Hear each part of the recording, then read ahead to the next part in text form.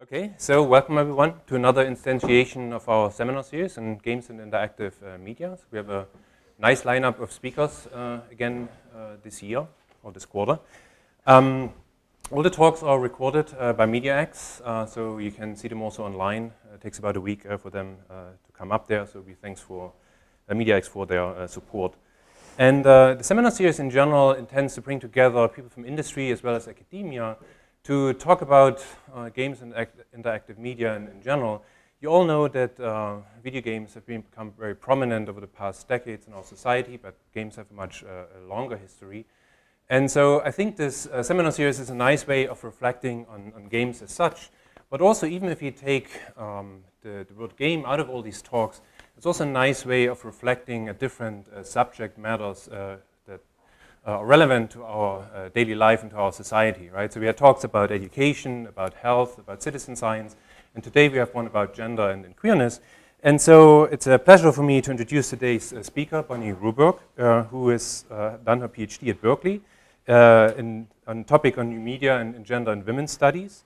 She is currently a postdoc in the Interactive Media and Games Division at the University of Southern California, where she teaches game design with an emphasis on social justice. And her research interests are to understand expressions of gender and sexuality in digital culture in general, but more specifically in games and in game culture. And she has authored a number of papers on that topic. And she's also co-editor of the forthcoming volume, Queer Game Studies, and she's a lead organizer of the annual Queerness and Game Conference.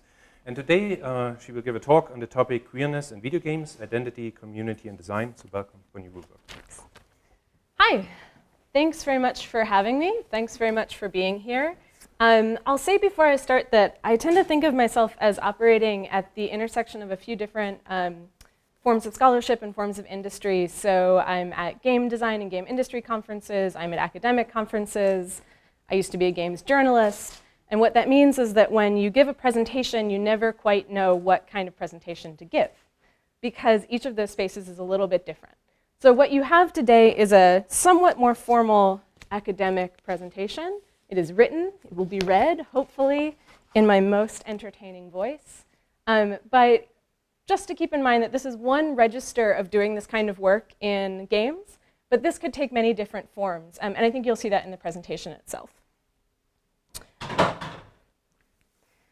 So, today I will be talking about the intersection of video games and LGBT issues.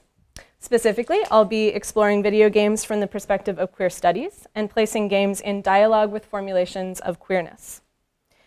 It might sound counterintuitive, given the long history of homophobia in games and games culture, to think about games in this way, but I'm going to argue that LGBT issues are in fact central to video games, central to games as a medium, and I'm going to demonstrate how games themselves, even when they seem to include no queer content, can be understood as queer. I'll start by introducing these interrelated concepts of queerness and games. Then I'm going to contextualize them within the queer games movement. From there, I'll make the case for the importance of locating modes of queerness in games that go beyond representation. And to model this kind of interpretation, which is a sort of bridge between queer studies and game studies, I'll focus on 3 games, looking at the queerness that you can unearth in these 3 games that seem straight, whatever straight might mean for a game. And these readings will demonstrate how queerness can operate in games on a fundamental level, on a structural level.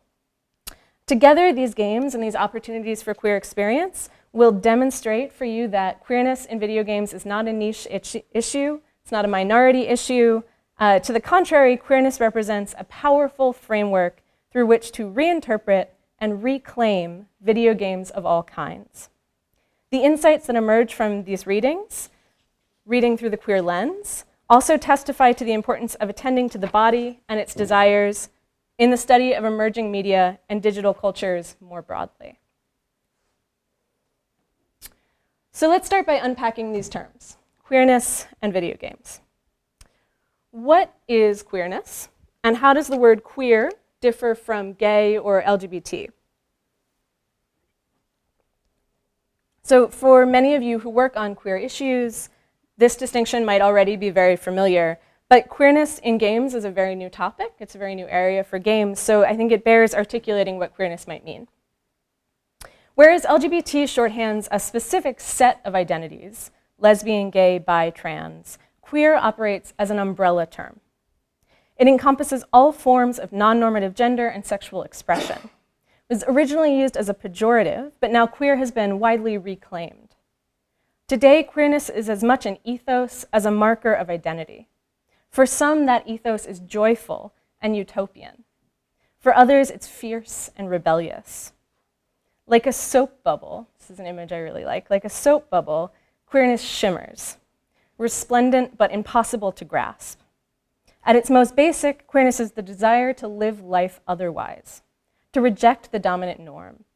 Queerness is, and this is the definition I want to sort of put in your head, queerness is desiring, being, or in this case, playing differently.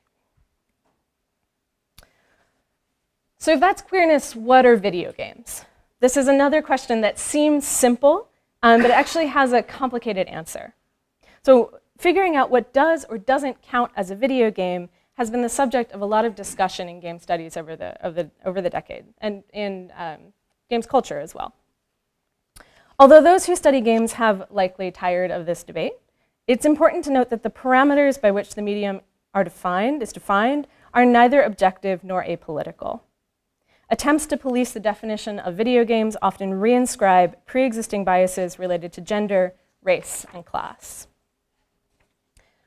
For my part, I use the term video games inclusively to refer to all interactive digital media experiences that understand themselves as games. Such games can be found on a variety of platforms, including home consoles, personal computers, handheld systems, arcade machines, mobile phones, social media, and increasingly virtual reality devices. They span a wide array of genres. Some are developed by large AAA studios, others by independent studios, and still more by individuals. I'm going to be talking about video games here, but I don't draw a hard line between digital and non-digital play. To answer this question, what are video games, is also to declare one's own position within the field of game studies. Early game scholarship was marked by clashes between narratology and ludology, between the idea of games as stories and games as play. But like many scholars today, I see video games as amalgams, made up of imagery, narrative, rules, and interactivity. Like queerness, games can only be properly understood in their dynamic multiplicity. So queerness and games together. Apart from these sort of messy ontologies, it might appear that queerness and video games are actually antithetical. Since the development of the very first digital game more than 50 years ago, the medium has been dominated by straight, white, cisgender men. That's just a fact that we're confronting. This is true equally of those who make games as it is of those who play them. At times, games culture has been openly hostile towards women, queer people, and people of color. Within games themselves, diverse characters have long gone dramatically underrepresented. For decades, gay or gender non-normative characters were largely excluded from games.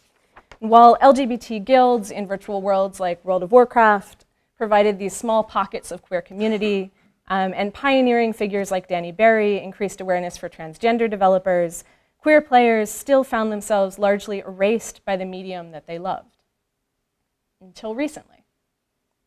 Over the last 3 years, video games have been experiencing a seismic shift, the eruption of a subterranean pressure that has been building over decades.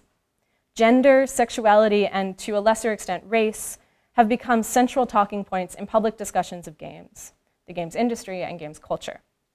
Slowly but surely, diversity is coming to video games, and it's the champions of queerness who are leading the charge. So this is what I call the queer games movement.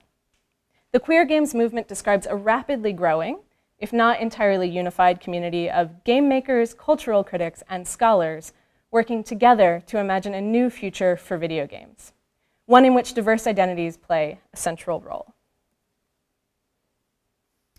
The work that emerges from this movement interweaves critical thinking and creative production.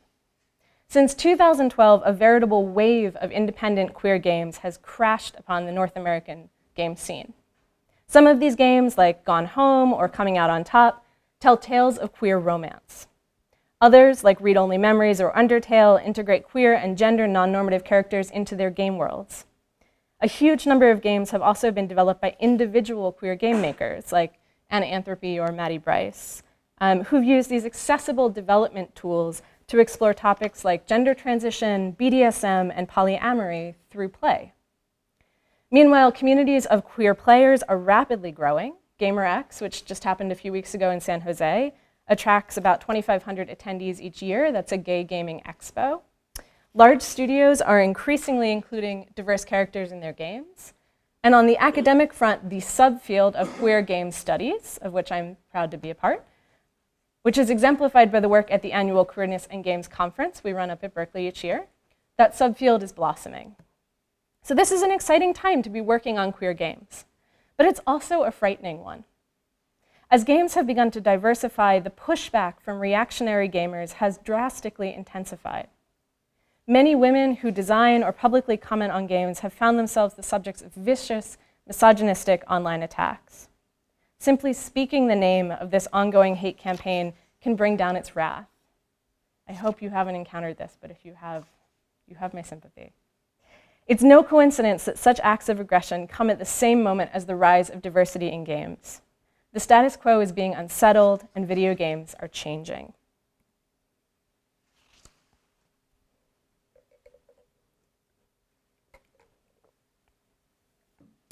With this change in video games themselves comes a valuable opportunity to shift how we look at games.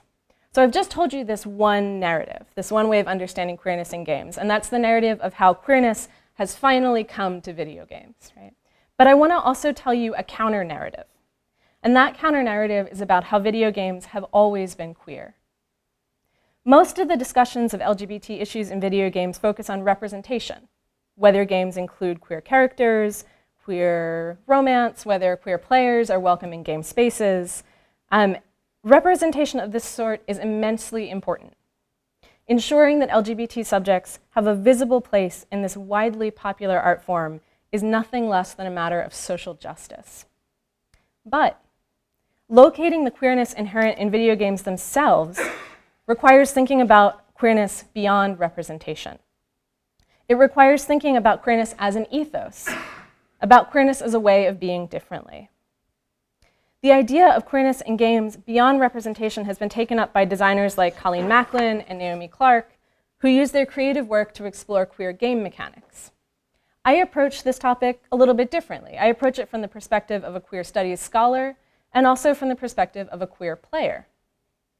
Queerness operates in video games in many modes. It can be a mode of design, a mode of interpretation, a mode of play. It can be an aesthetic, a way of controlling the body, or an intimate relationship between player and game. When I talk about queer games, then, I'm not just talking about games that represent LGBT people. I'm talking about queerness as a quality of games themselves.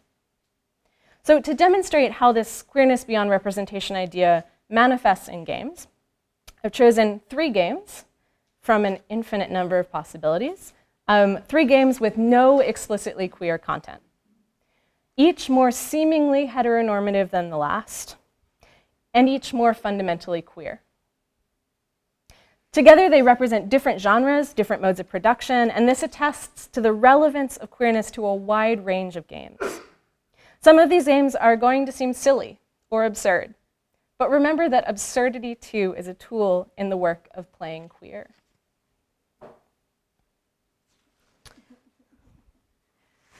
So the first game I want to talk to you about is called Realistic Kissing Simulator.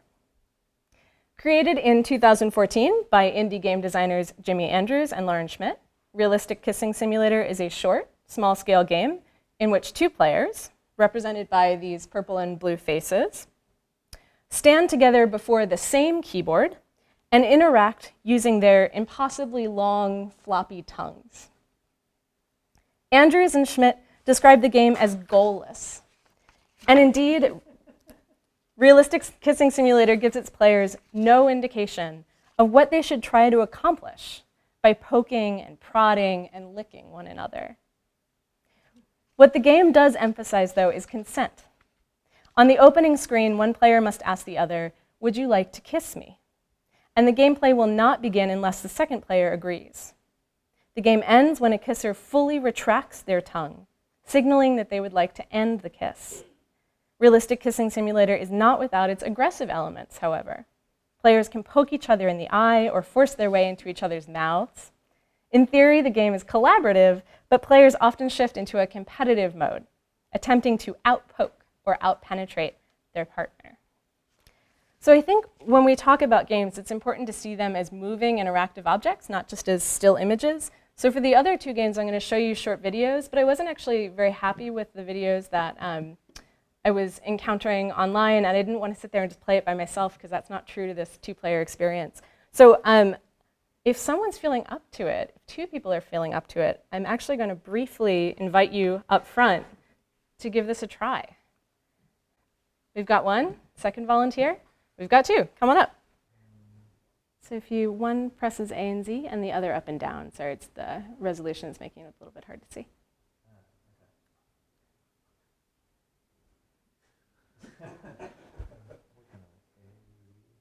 At the same time. Oh, okay. Yeah, there you go.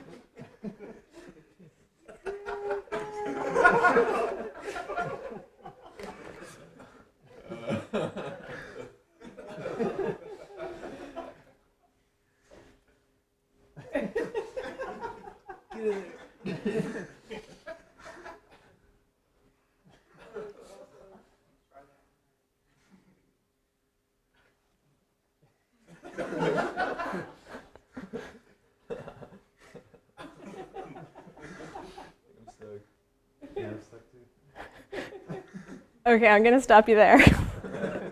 Okay, thank you to our volunteers.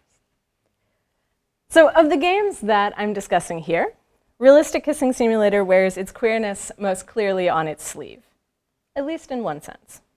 The game includes no explicitly LGBT content. We don't really have sufficient visual cues to figure out what genders these two characters might be. But the very fact of this gender ambiguity marks Realistic Kissing Simulator as queer, especially in contrast to the pervasiveness of gender stereotyping found in most video games. This game leaves space for players to project gender onto their characters, or to accept the absence of gender as a notably queer precondition for play. Yet the queerness of Realistic Kissing Simulator goes beyond its character design and into its mechanics, the rules and the systems of its interactivity. Consent, for instance, is a queer mechanic. Asking players to consent communicates, through play, values like mutual respect. Unlike so many other games that invite players to act upon each other without thinking, this game insists that players first reflect on their decision. It was interesting to see that there wasn't a ton of communication between the two of you, right? But there's still a kind of back and forth as you figure out the system. So here the language or the imagery from consent culture establishes new models for interpersonal relationships in games. The game also fosters a queer intimacy between players. This is another thing that I feel like I saw between you. So whereas most multiplayer games are designed for each player to use a different controller or via the internet to play on different computers, Realistic Kissing Simulator requires players to stand close together and share the same interface. While they entangle and disentangle their tongues on screen, they may also feel the awkwardness of the game in their nearly touching bodies. The result is, I think, nerve-wracking, but also maybe a little erotic in a queer sort of way. The game's aimless, silly grotesquerie casts onto these off-screen bodies a reflection of the erotics on screen, an erotics that defies the normative logic of desire. Right? So if that logic tells us we're trying to reach the goal, a goal of pleasure, this game is without goal. However, this game's most compelling engagement with queerness lies in its relation to realism. Despite the game's title, the kissing that we see here looks very little like real kissing. These tongues extend, they waggle, not to mention that this does not fit with our culturally determined idea of what good kissing etiquette looks like. Right? Interpreted this way, the game seems like a surrealist joke. This idea of these absurd body parts in motion, and it calls itself realistic. So in that way, it has a queerness in the refusal to sanctify the real, to say that we should think of the real as a goal, right? It destabilizes the notion of realness, which is used to police gender and sexual identity, and it also destabilizes the notion of a realistic simulation. This is an entire genre of games. That's the ideal to which a lot of sim games aspire. So flight sims, racing sims, dating sims, they want to be realistic. At the same time, there's something honestly realistic about this game. It draws its charge from its resonance with something real in the experience of embodied intimacy. The game parodies the idea of the idealized scene of the romantic kiss. The two subjects peer into each other's exposed eyeballs in a send-up of two lovers lost in each other's gaze. The graceful, passionate locking of lips becomes the awkward mashing of tongues, suggesting that kissing, real kissing, is itself already queer, strange and messy and without purpose. But I think ultimately the tone of this game isn't mocking. It's poking fun, but it's also celebrating something. It's celebrating this kind of queer intimacy because it encourages you to linger here. It encourages players to linger in this colorful, ambiguous space. And even though this is just one game, and a kind of unusual game at that, I think it successfully demonstrates one of the primary modes of queerness in games, and that's queer game design. Even without representing same-sex romance, it communicates queer values through its mechanics, and it shows us that diverse games don't have to be serious or heavy-handed, that there's also space for this strange and silly pleasure. The queerness of this second game, which is called Octodad, Dadliest Catch. This is one of my very favorite games in the universe. This queerness is maybe less readily apparent, but it's no less fundamental. Like Realistic Kissing Simulator, Octodad is a recently released indie title. It's developed by a studio called Young Horses. It's larger in scope than Realistic Kissing Simulator, but it also speaks to a different audience. So whereas Andrews and Schmidt's game has been shown primarily at alternative game events like the Queerness in Games Conference, Octodad has become a cult hit with a subset of traditional gamers. However, Octodad is also deeply queer, even if most of its players don't recognize it as a queer game. So loving father, caring husband, secret octopus. This is Octodad's tagline and the premise of its game. Players play as an octopus, posing as a human man who is trying desperately to convince those around him, and most notably his family, that he's a normal suburban dad. Has anyone played this game? Okay. Nice. In order to progress, players have to complete everyday dadly tasks, such as mowing the lawn and flipping burgers, without arousing suspicion. This is much harder than it sounds, however. Players control each of Octodad's tentacles, which stand in for his arms and legs, individually. The locomotion that results looks misfit to the human world, to say the least. Basic actions like walking or picking up objects become feats of flailing contortion. Let me show you just a little bit of what this looks like in action. So in this scene, this is the first scene of the game, and Octodad is on his way to marry his human wife. So he's trying to get down the aisle to get married.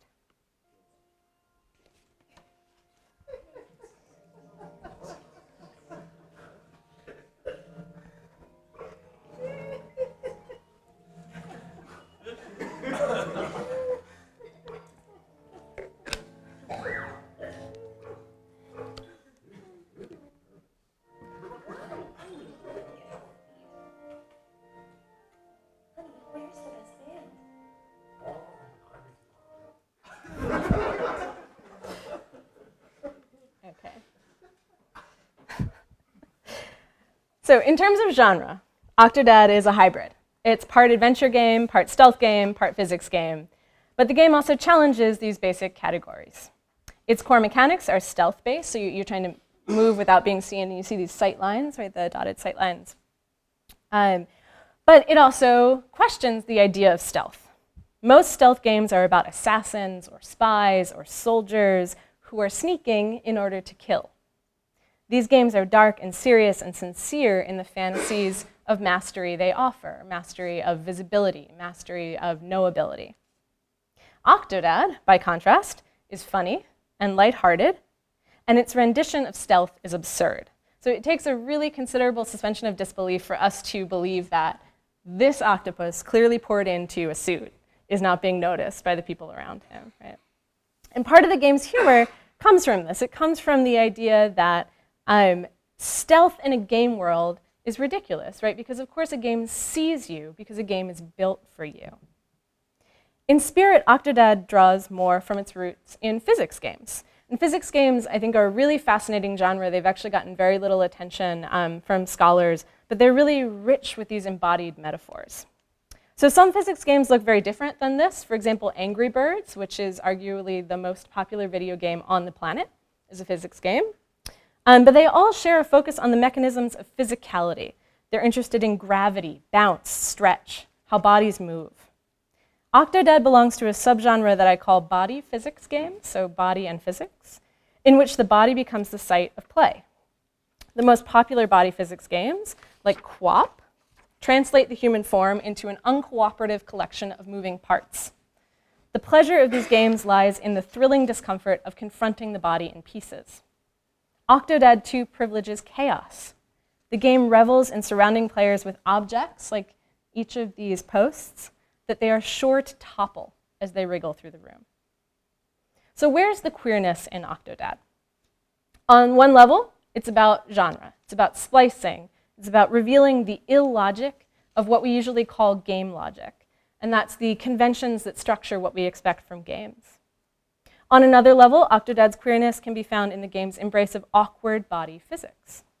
While so many video games invite players to feel superhuman, super fast or super powerful, Octodad challenges its players to seem simply human.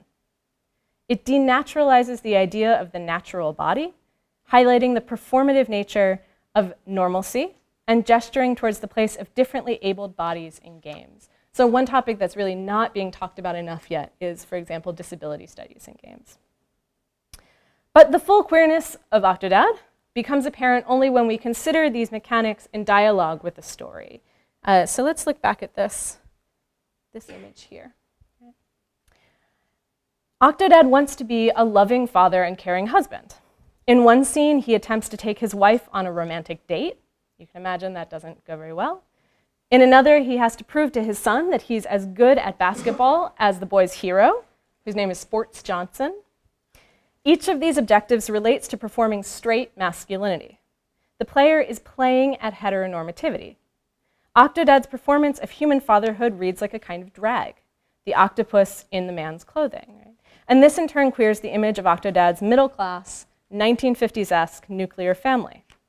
And this family portrait of mother, son, daughter, and octopus raises questions of futurity and reproductivity that call to mind, for example, thinkers like Lee Edelman and Jose Munoz who think about queer futurity.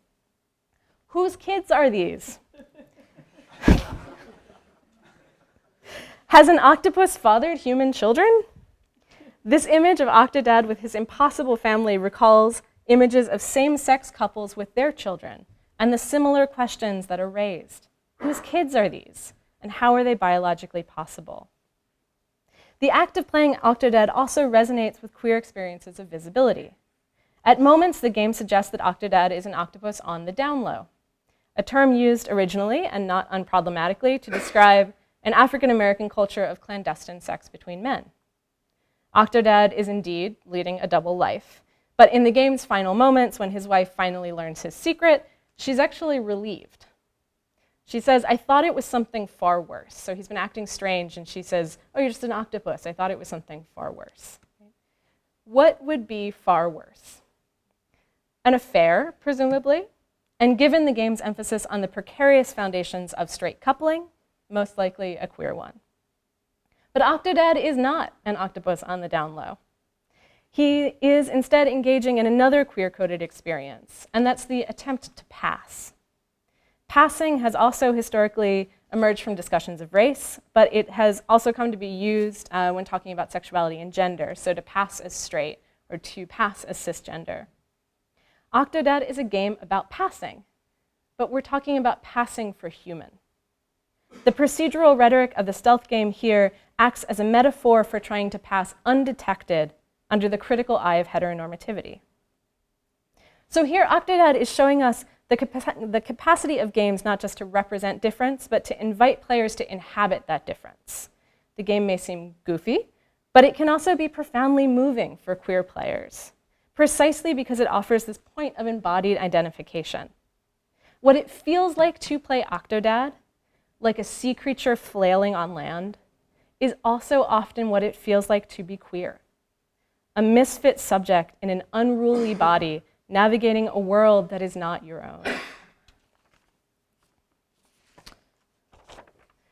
So this third and final game demonstrates something a little bit different. It demonstrates how all games can, in their own way, be queer, even if they have no characters whatsoever, let alone LGBT characters. It also models how this new way of thinking about games in dialogue with queer theory can bring something new out of the medium we haven't seen before.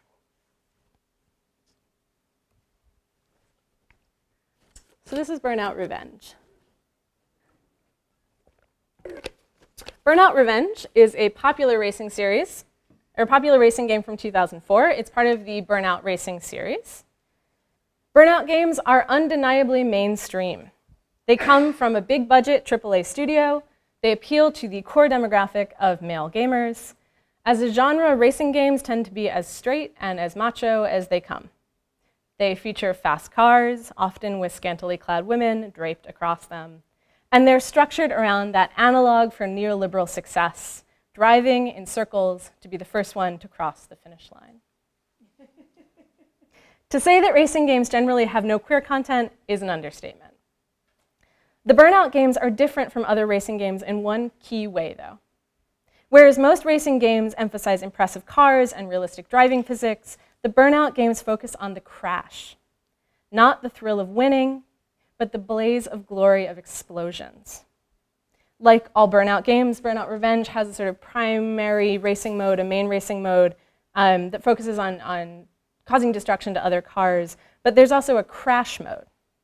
And the goal of crash mode is to cause the most damage possible. After players select a car, the game shoots them speeding down a busy city street. Ideally, players stay unharmed just long enough to find the perfect spot for a crash. A well-calculated leap off an overpass might, for example, land the player's car smack into the side of a semi-truck. This truck, now stopping on a bustling highway, swipes other cars, causing a pileup of screeches and explosions. Car after car, seemingly unconcerned about the danger, plow into the truck, compelled by the logic of a game world designed and destined for destruction. Crashing in Burnout is an aesthetic and sensory pleasure. In the moments leading up to the crash, the raucous, punk-inspired soundtrack adds aural adrenaline. The game borrows cinematic techniques, like long tracking shots showing the cityscape that you're about to destroy, to increase the sort of drama and excessive pleasure of the game, right? To create a spectacle. Burnout takes the very thing that players are supposed to avoid in racing games, namely losing, and transforms that into an achievement. So let's look at an example of crash mode.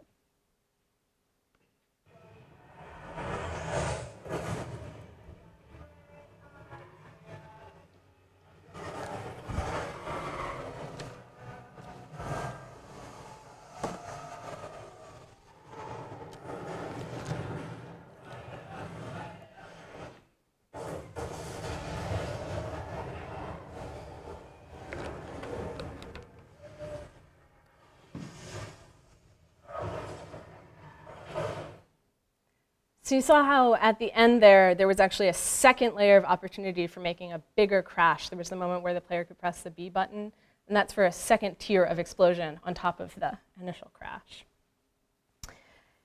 In the face of gamification and the push to make real life winnable, Burnout Revenge offers a much-needed alternative model for what failure might look like in games. Failure, in fact, is one of the key pivots between contemporary queer theory and games. In 2011, queer theorist Jack Halberstam published his book, The Queer Art of Failure. In this book, he argues that failure, because it rejects hegemonic notions of success, should be understood as queer. At the very same time, game studies scholar Jesper Juul was writing a book with a strikingly similar title called The Art of Failure. Drawing from a wide-reaching survey, Juul contends that failure is a key, if often overlooked, component of all video games. Considered together, these two assertions, right, that failure is queer and failure is fundamental to games, together they suggest that games themselves can be seen as queer by nature. But Burnout supports this and complicates it. The game serves as an argument for the queer pleasure of failing in games. And in doing so, it poses a valuable challenge to the hegemony of fun, a sort of personal vendetta against fun. Juul insists that while failure is fundamental to games, no one enjoys failing, and that failure must be overcome to achieve the experience players are striving for, notably accomplishment. But in Burnout, failure is what's fun. Fun itself gets queered. It becomes masochistic and self-destructive. There are no people in Burnout, you may have noticed. There's no one in the cars, there's no one on the street. So your car comes to stand in for your body. And when the car gets smashed up and bruised, it's a stand-in for the player's body. One of the biggest problems with how video games are imagined today, by gamers but also by designers, is the underlying assumption that games should be fun, first and foremost. This assumption shuts down critique. We often hear the argument, games are just for fun. We can't talk about them in this way. It also promotes normative values. Whose fun are we talking about? By contrast, Burnout makes the valuable argument that fun can be queer if we're willing to shift our notions about what fun means. At the same time, the game gestures towards the limits of queer failure. In Burnout, players fail in just the way the game prompts them to. So there's an important distinction to be made here between failing toward a game system or failing against a game system. So failing sort of in the way the game incentivizes you to, or failing against those incentives. In crash mode, players win when they fail. At the same time, the cultural expectations outside the game dictate that driving successfully does not actually mean catapulting into a semi-truck. When crashing in a blaze, players both conform to and reject normative logics of success, one belonging to games, the other to the social context in which games are played. More than failure itself, the queerness at the heart of Burnout lies in the struggle for power between player and the game, a struggle made visible through the mechanics of this particular game, but which operates in games more broadly. The name for the struggle is interactivity. If you are someone who talks about games and thinks about games, you know that interactivity is traditionally talked about as the core element of what makes a game different from other media forms. Commonly, interactivity is characterized and celebrated as the invitation to infinite choice and infinite agency. In a game, as opposed to a movie, players can theoretically do whatever they want. But in truth, no game offers infinite choices. The ways in which players can interact are highly structured, and often the game recognizes only a very limited selection of choices as legitimate interactions. This itself is a queer relationship, right? I don't mean to say that this is bad, that interactivity is more limited than we think. I think this is itself a site of queer pleasure. This is a queer relationship, this constantly shifting dialectic between domination and freedom, a kind of kinky interplay into which players enter each time they sit down with the game. So together, these games model a queerness that's more than representational. It's found in games' very systems, in the body, in the phenomenological experience of play. So I want to emphasize that these games, while they serve as, I think, particularly helpful illustrations, they're not exceptional. They make the case that queerness can exist in many forms and many genres, but unearthing the queerness in these games does not fix the problem of their representational politics. What it does do is shift the narrative about who can lay claim to games and whose experiences games give voice to. This is an exciting time for queer games. But it's not just a moment for new things. It's also a moment for reclaiming a history. Long before the queer games movement, video games have been queer. We queer players are building new games, building a new place for ourselves in games, but we've also always been here. And I think it's a mistake to think that queer people have just come to video games. We've been here for a long time. We have always belonged in games, in fact, even if we weren't made to feel like we belonged, because video games have always been queer. So to sum up in conclusion, here I have mapped the intersections of queerness and video games, demonstrated how games can communicate queerness through their ludic structures, as well as through the subjects they represent. After overviewing creative and scholarly work currently emerging from the queer games movement, I looked at the mechanisms of queerness in 3 games with no explicitly queer content. Drawing from these games, I delineated ways in which a video game might be understood as queer. I offered these models of queerness not just as comprehensive categories, but as starting points. So this is not a full model of what queerness in games can be. This is a sort of launching point, with the hope of inspiring future inquiry. Reframing games through queerness has wide-reaching implications for game studies and queer studies alike. Throughout much of its history, the academic study of games has been divided into either its formal or its cultural elements. Here, queerness serves as a bridge, modeling a framework in which games' forms also speak to their place in a lived social landscape. At the same time, games bring a valuable toolset to queer and feminist studies. Games are systems.